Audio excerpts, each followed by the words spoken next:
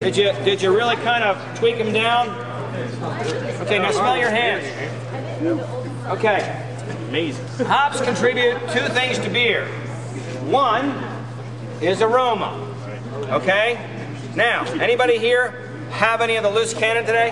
Yes. You should notice that there's a very strong correlation to the aromas that are on your hands and the aromas that come from that glass of beer. Okay, I understand. There's lots of different varieties of hops. They all have slightly different aromatic characteristics. Some of them are very piney, resiny. Some of them are very citrus floral. Some are very grapefruity. But they all contribute these aromatic oils. Okay? That's important because your tongue's ability to taste is limited to only four things: sweet, salt, sour, and bitter. That's it. So, a good chunk of your ability to enjoy flavors comes from your sense of smell. Putting a layer of complex aroma into our beers gives you another dimension in the product which you're paying for. So that's part of the reason why we like to have more aroma in the styles of beer. Now, the other thing that hops contribute to beer is bitterness. Bitterness is a very misunderstood component of flavor by the American public. By and large, the American public has been taught, well, let me see, it kind of works like this. Okay, this is bitter. I don't really understand bitter.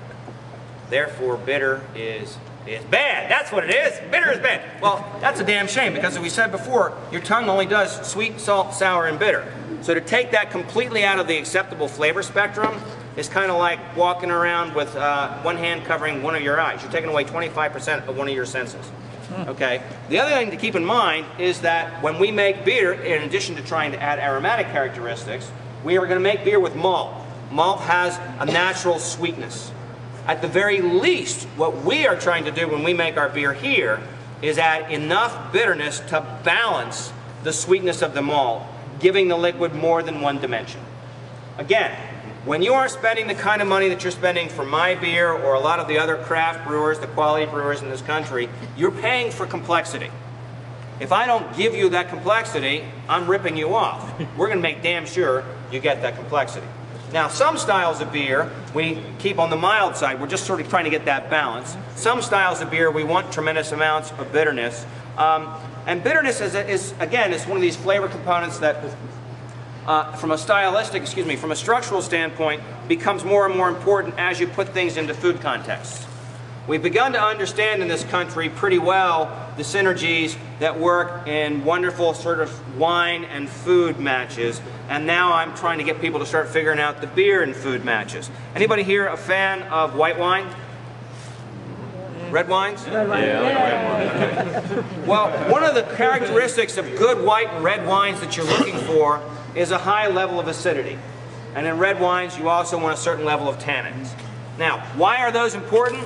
Well, they're structural components. So we understand that if you match the appropriate food to the appropriate wine, you taste the food, the flavors of the food coat your palate, you taste the wine, the acidity and or the tannins in the wine cut through the flavors on your palate, refresh your palate, and then allow you to bounce back and forth between the two, and it improves your appreciation of both.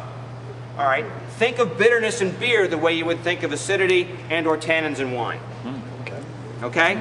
If all you're having is a couple of chilies with some friends on a Friday afternoon happy hour, pick your pub, and there's no food involved, a nice mild beer like, oh, McHenry, Clipper City Gold spring to mind. A nice mild beer works really well. However, if you start to get into foods, especially richer foods or spicier foods, moving to a beer with a little more testicular fortitude will generally be very beneficial.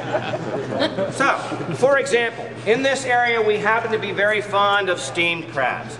Wonderful, fresh, steamed crabs. The crab meat is slightly sweet, slightly nutty, very delicate, subtle flavor. And we take this wonderful, subtle flavor and we pour red pepper all over the top of it and then serve it to you at 90 bucks a dozen or up for the big hummers with pitchers of light beer. Now, I got nothing against light beer. Everybody should have something to wash their car with. However, if all you have is light beer with steamed crabs, 1/3 of the way through crab number one, you will not taste anything but pepper. So I pose to you, even if you're not a fan of more bitter beers, you don't think, if you put it in its right context, and you go to a good Pilsner or a good Pale Ale, in our particular portfolio, the loose cannon is probably a little too aromatic for this particular match, but the regular Pale Ale works great. If you go to a good bitter with a nice bitter structure to it, what you'll find is that the bitterness will cut through the pepper, and you can still taste crab when you're on number 2, 3, and 4. Now, it's completely up to you, but at 90 bucks a dozen for the big Hummers, I want to taste crab. So that's what I'm going to do, is go to the bitter beer. Which one is that? Just going to anything that's a little more bitter. Our regular Pale Ale works really well for that, but there's a number of beers, as long as it's got some good hop bitterness to the finish.